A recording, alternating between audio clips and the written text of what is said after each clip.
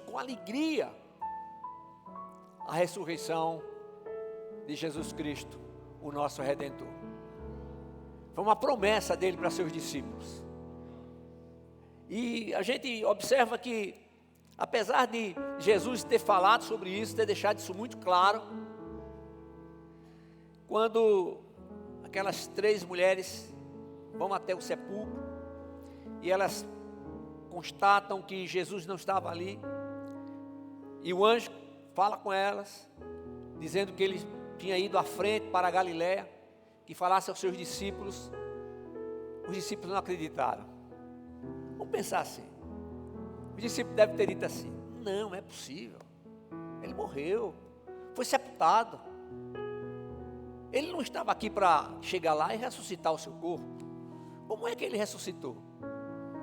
Ele foi ressuscitado pelo Espírito de Deus, o mesmo Espírito que habita em nós, o mesmo Espírito que irá nos ressuscitar, não é? Ressuscitar aqueles que partiram e partirem antes do momento do arrebatamento da igreja. Então há poder no nome de Jesus. E nós estamos aqui porque Ele tomou o nosso lugar no Calvário. Ele levou sobre si tudo aquilo que não tinha nada a ver com Ele, mas tinha tudo a ver conosco. Nossos pecados, iniquidades, enfermidades. E nós sempre falamos que, quando nós entendemos que a morte de Cristo foi a nossa morte, e a sua ressurreição, a nossa ressurreição, para que a gente pudesse viver um novo tempo, então nós podemos declarar sem nenhuma dificuldade que nós estamos vivos pela justiça de Deus. Então, vivos pela justiça de Deus. E uma coisa que a gente nunca deve esquecer é da alegria da vitória do Senhor, da sua ressurreição. Ele tinha que ser entregue, ele entregou a si mesmo. Ali no Calvário, diz o texto bíblico, ele bradou, quer dizer que ele gritou, ele falou com voz forte, com voz firme: Pai, em tuas mãos entrego o meu espírito. Ele entregou. E ali ao terceiro dia, ao ressuscitar, ele ressuscitou vitorioso, com as chaves da morte e do inferno. Então ele venceu o pecado, venceu a morte, venceu o inferno, e tem as chaves da morte e do inferno. Então nós somos vivos, estamos vivos pela justiça de Deus. Eu quero falar um pouco sobre isso. Romanos capítulo 8, versículos 12 e 13. Portanto, irmãos, somos devedores não à carne, para vivermos segundo a carne. Porque se viverdes segundo a carne, morrereis. Mas, se pelo Espírito mortificardes as práticas do corpo, vivereis. Amém? Portanto, irmãos, somos devedores não à carne, para que vivamos segundo a carne. Porque se viverdes segundo a carne, morrereis. Mas se pelo Espírito mortificardes as práticas do corpo, vivereis. Amém? Amém? Meus amados irmãos, eu entendo que nós estamos vivendo os últimos tempos, ou os últimos dias. E é interessante que quando a gente fala sobre isso, sempre tem alguém que vem e pergunta assim: quanto tempo a gente ainda tem? Não sei. Antes do arrebatamento da igreja, não sei. Pode ser 1 minuto, pode ser 1 segundo, pode ser 1 ano, 2 anos, 10 anos. Eu creio que não vai demorar muito, não. Por tudo que a gente tem visto. Todos os acontecimentos que estão ocorrendo em todo o mundo, não é? Então nós sempre ouvimos mensagens sobre a necessidade de estarmos preparados para o arrebatamento da igreja. Da mesma maneira, preparados para que, se o Senhor nos chamar antes.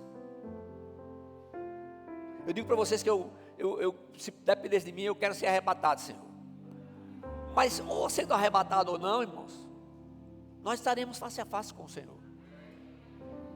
Fechando os olhos aqui e abrindo lá na presença do Senhor.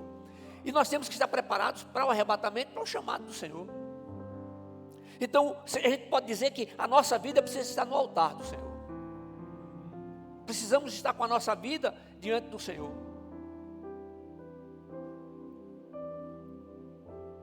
todos os nossos planos, todos os nossos projetos, eles podem ser realizados como pensamos ou não. Mas quando nos colocamos diante do Senhor, quando declaramos, Senhor, não a minha vontade, mas a tua vontade, porque somente quando a vontade do Senhor é feita na nossa vida, o vazio existencial é preenchido. A verdadeira paz enche o nosso coração. Aí você diz assim, mas quer dizer então que a gente não tem preocupação nenhuma? Ô, rapaz, tem. Mas a preocupação, ela não passa do limite. Você pode ficar a noite acordado para orar, para ler a palavra. Mas nós somos carne, esse corpo aqui. Não somos só espírito ainda. Então nós precisamos de alimento, precisamos dormir, precisamos descansar, precisamos planejar a nossa vida. Tudo isso nós precisamos fazer.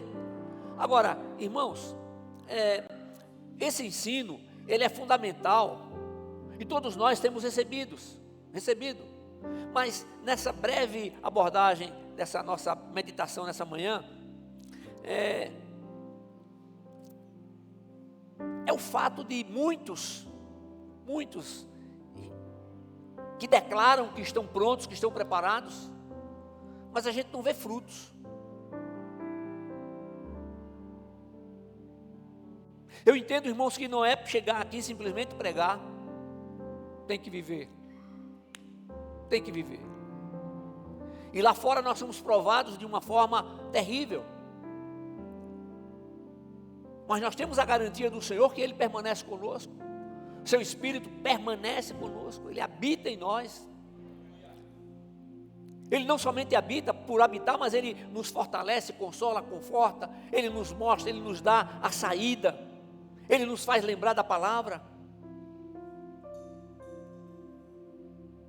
E eu vejo que nesse mover todo, a igreja do Senhor precisa estar acordada, não cochilando, não, usando o termo nosso, não aperreada, mas se voltando mais para o Senhor. Se você estuda, estude mais ainda, dentro do limite. Continue trabalhando para sustentar a sua vida, a sua casa. Então nós temos que viver todos os dias, conforme a palavra nos ensina, preparados para o arrebatamento, preparados para o chamado do Senhor, mas fazendo tudo aquilo que nós precisamos fazer. Não é largar tudo que faz. Não vou mais para o emprego, não vou mais na minha empresa, não quero mais estudar. Não. Tudo isso precisa ser feito. Agora, irmãos, lá em Malaquias, esse texto que você conhece tão bem, no capítulo 3, versículos 17 e 18, diz o seguinte: no dia em que eu agi, diz o Senhor dos Exércitos, eles serão meu tesouro pessoal. Eu terei compaixão deles como um pai tem compaixão do filho que lhe obedece. Então vocês verão novamente a diferença entre o justo e o ímpio, entre os que servem a Deus e os que não servem. A diferença, ela precisa existir, porque se somos guiados pelo Espírito de Deus, o que colocamos no nosso coração não são as coisas que o mundo ensina. Irmão, se existe algo terrível, é a pornografia. E precisamos ter muito cuidado com isso. Às vezes palavras que são faladas e têm um sentido totalmente diferente, muitas vezes, daquilo que a pessoa imagina. Então a nossa linguagem precisa ser diferente, não para que as pessoas percebam que somos diferentes, não. Porque da nossa boca tem que sair palavras de bênção. Palavras de vida. E quando eu falo de vitórias, eu não estou dizendo aqui que a vida é só vitória. Não, irmão, não é. Mas a vitória maior, o Senhor já conseguiu. Ele já nos deu. Ele nos deu gratuitamente. Foi por isso que Jesus se entregou ali no Calvário. Eu tenho dito, irmãos, que a Páscoa para nós não tem nenhum sentido, senão um sentido histórico. A grande importância da gente declarar que Jesus Cristo ressuscitou. Sabe, irmãos, essa diferença aqui, citada aqui pelo profeta, no texto de Malaquias, ela é o resultado deve ser o resultado das nossas palavras, atitudes, pensamentos e propósitos. Então tudo tem que estar alinhado com o Senhor. Isso não quer dizer que você não vá desfrutar de tudo aquilo que o Senhor tem dado. Não, irmãos, desfrute sim. Use o dinheiro para que você possa viver bem.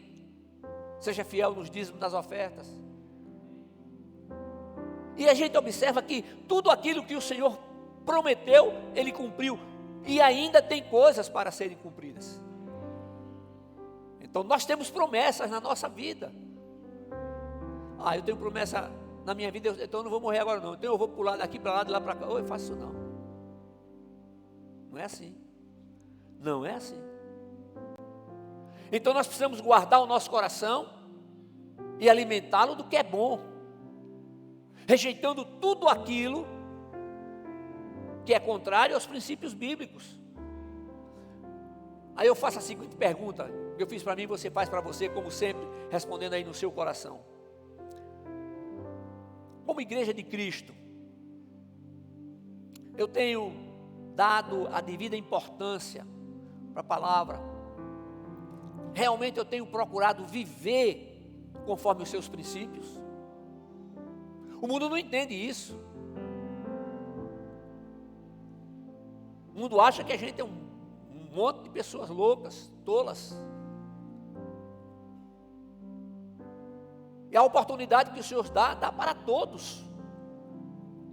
Aí onde está a nossa missão como igreja, como discípulos de Cristo, de proclamar a sua palavra.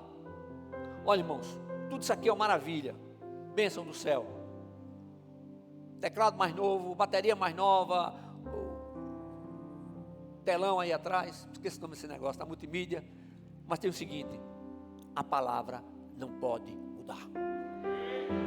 A palavra não pode mudar, gente. A palavra tem que ser a mesma. Não importa se ela está levando na chuva, de dia, de noite. Não importa, a palavra tem que ser a mesma. O que é que Jesus diz? Todas as coisas passarão, mas a minha palavra nunca. A palavra permanece a mesma.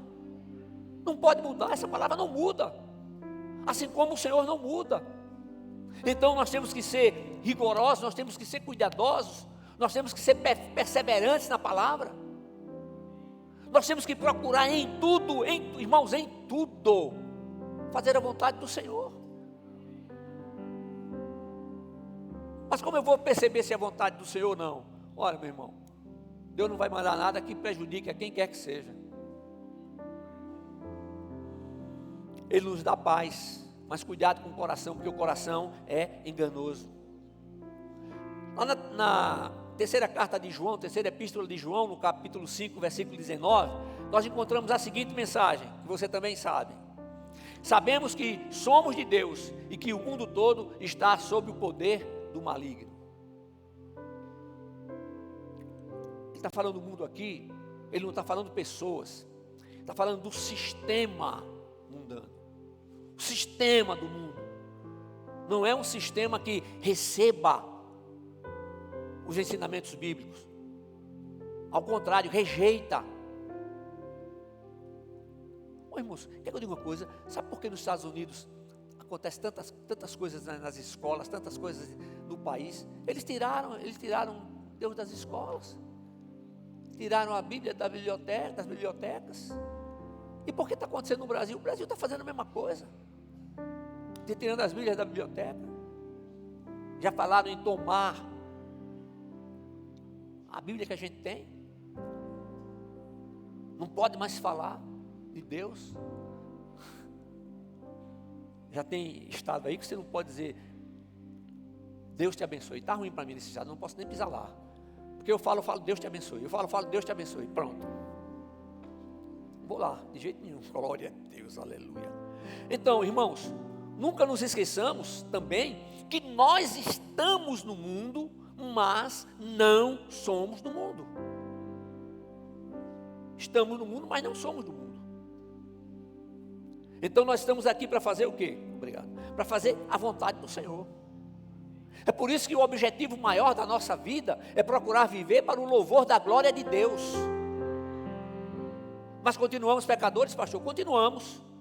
Porque a nova criatura, ela não deixa de ser pecadora, entretanto, uma pecadora que não consegue mais viver na prática do pecado. A vida tem que ser diferente. Aí a gente lembra dessa diferença que o profeta Malaquias fala. Ele é apenas um instrumento usado por Deus para nos dizer isso. É por isso que, sob inspiração divina, o apóstolo Paulo escreveu essas palavras tão tremendas. Portanto, irmãos, somos devedores não à carne, para vivermos segundo a carne. Porque se viverdes segundo a carne, morrereis, mas se pelo Espírito mortificardes as práticas do corpo, vivereis.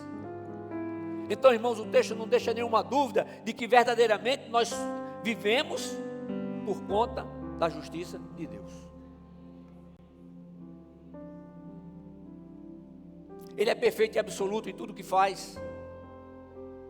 Em Cristo não estamos mais escravizados às obras da carne. Em Cristo estamos livres para vivermos em verdadeira submissão ao Espírito Santo.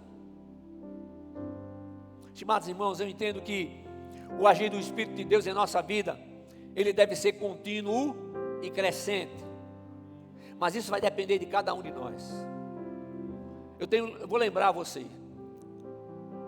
A justificação, ela vem lá de cima, para todos. É igual. Recebemos a Jesus, declaramos a Jesus, nós somos o quê? Justificados. Mas o Senhor disse que é para buscar a santificação, sem a qual ninguém verá a Deus. Santificação é pessoal. É uma busca pessoal. Não é uma opção, não. Eu quero viver bem, mas não quero buscar a santificação. Então você não está em Cristo. Buscar a santificação, segundo o conceito bíblico, significa rejeitar tudo aquilo que tem lá no mundo e que é contrário aos princípios divinos.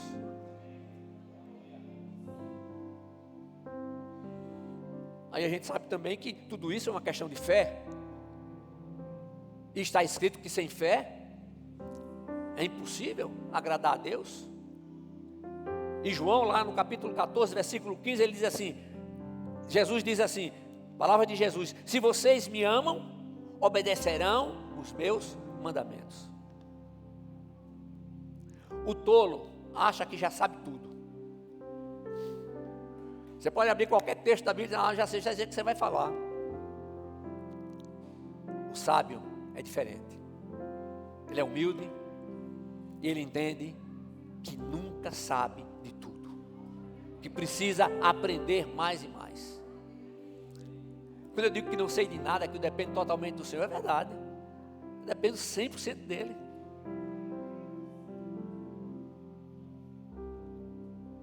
Todo conhecimento provém de Deus. Então, sendo assim, Deus tem muito a nos ensinar. E como igreja, nós precisamos ser uma igreja viva. Viva. Uma igreja que está comprometida com o Senhor, uma igreja que está comprometida em proclamar a sua palavra.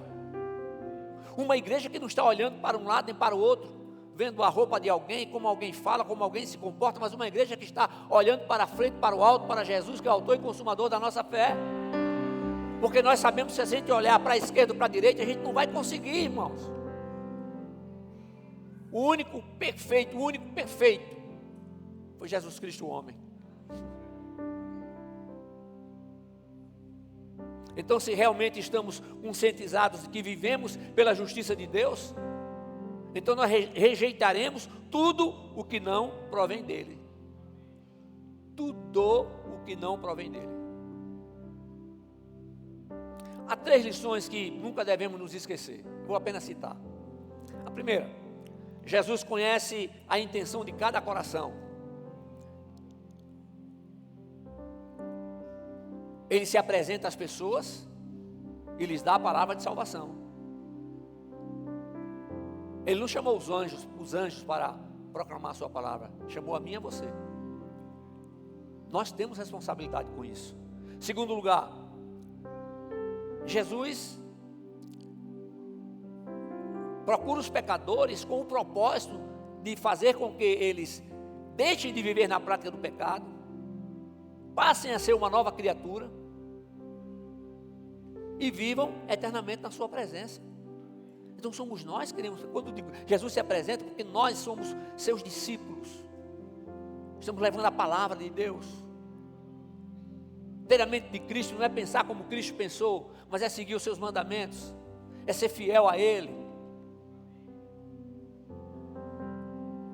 E tudo começa aqui dentro.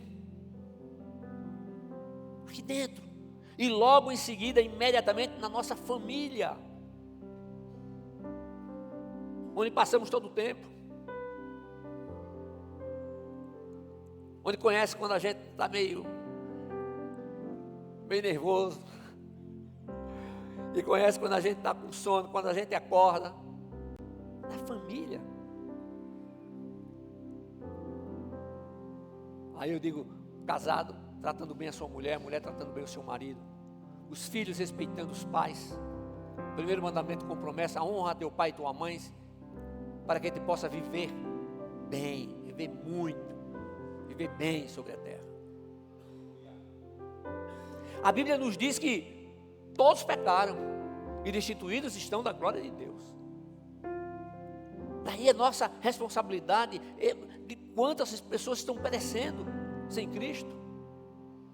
Em terceiro lugar, a presença de Jesus Cristo é a oportunidade da salvação eterna. A pessoa pode vir a todos os cultos, ela pode trabalhar em todos os ministérios, comissões, pode não perder nada, está aqui louvando, adorando. Peraí, meu filho, é aqui dentro. Por quê? Porque o Senhor conhece o que está aqui dentro. A gente não conhece. O Senhor não manda que a gente vá julgar os outros, não. Ele apenas diz que pelos frutos seremos conhecidos. Essa árvore dá bons frutos, dá uma fruta excelente. Ela é boa.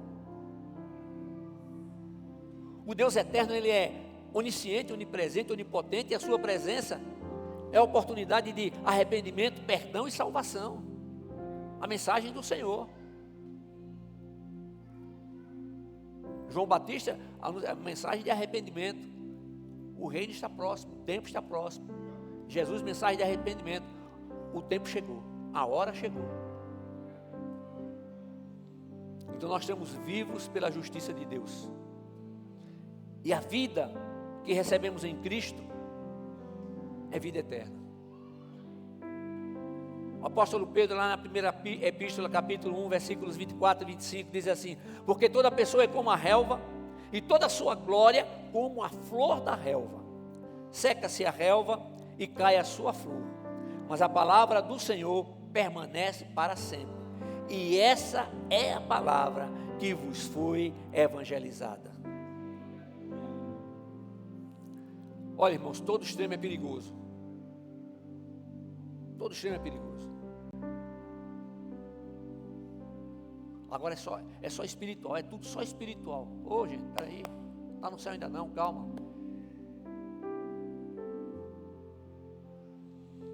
Deixa eu encerrar. Vivos pela justiça de Deus. E a justiça de Deus, ela é o quê? Ela é perfeita, ela é absoluta. E o que nos faz viver pela justiça de Deus é a sua graça infinita, que nos alcança através de Jesus Cristo. Todo o nosso relacionamento com o Senhor é um relacionamento espiritual, real. Ele é vivo. Quando a gente clama, Ele responde. Nem sempre é a resposta que a gente gostaria de receber, mas é a melhor resposta. É por isso que eu tenho dito, irmãos, a gente tem que permitir que o Espírito de Deus trabalhe na nossa vida e aceitar tudo aquilo que Ele tem para mudar. A gente vem do jeito que estava, viemos do jeito que estávamos, arrebentados, tudo. E o Senhor faz o quê? Ele restaura. É Ele quem conserta, é Ele quem arruma. E não podemos nos esquecer que não temos que carregar peso algum. Jesus declara ser manso e humilde de coração. E nele nós encontramos descanso para a nossa alma. Ele acrescenta que o seu jugo é suave e o seu fardo é leve. Estar em Cristo não é um sinônimo de facilidades. O Senhor não promete vida fácil para ninguém. Aí vem a mesma palavra, a mesma tecla. Tem que viver conforme os princípios bíblicos. A palavra de Deus diz que em tudo rendendo graças. Não é render graça pelo acontecimento que foi terrível, foi trágico, mas render graças ao Senhor, porque apesar de toda a tragédia, Ele permanece conosco. Permanece nos sustentando, consolando, reanimando. É ter certeza de que o Espírito habita em nosso ser, nosso corpo. Então, cuidar bem do corpo, hein? Cuidar bem do corpo. Por favor, não um exagero, né? Porque aí fora parece que é um culto ao corpo, não. Cuida do corpo. Com toda certeza, o Senhor continuará nos abençoando em Cristo Jesus, conforme está escrito na sua palavra, conforme Ele nos fala lá em Efésios. Somos abençoados com todas as bênçãos espirituais em Cristo Jesus, nas regiões celestiais. Que nessa manhã, nesse dia muito especialmente, possamos lembrar que o sacrifício de Cristo foi por mim, por você, por toda a humanidade. Aí Jesus diz, para que todo aquele que nele crê não pereça, mas tenha a vida eterna. Se Ele não tivesse se entregue lá naquela cruz, estaríamos todos perdidos. Então Ele o quê? Ele nos resgatou das trevas para a sua verdadeira luz, da morte eterna para a vida eterna. Esse é o nosso Deus, é esse Senhor ao qual servimos. E a igreja, como igreja de Cristo em todos os tempos, nunca pode esquecer. Pode ter tudo que for tecnologia, o que for, mas a palavra tem que ser a dele, a mesma palavra. Palavra que está contida na Bíblia Sagrada. A Bíblia Sagrada que não é um livro religioso, mas que é a palavra de Deus. São orientações que o Senhor nos dá para que possamos ter uma vida plena. Não pode existir vida plena sem estar em Cristo, gente. O que é que eu estou fazendo para Ele?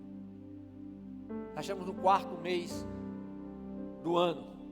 Daqui a pouco chega o 5º. Nesses 4 meses, o que é que eu já fiz para o Senhor? Será que eu procurei testemunhar no meu condomínio? No trânsito maravilhoso de Maceió? Pedalando, onde todos os motoristas respeitam a bike, a bicicleta. Trânsito maravilhoso que todo motorista para na faixa do pedestre. Será que nós temos dado testemunho disso? Irmãos, nas coisas mais simples, às mais complexas. Sempre em mente, eu quero fazer a vontade do Senhor. Eu não quero fazer coisa para que as pessoas vejam que eu sou diferente, não. Eu quero fazer a vontade do Senhor. Eu, você, todos nós somos falhos, cometemos erros. Amém? Fiquemos todos de pé. Os diáconos aqui à frente para o recolhimento.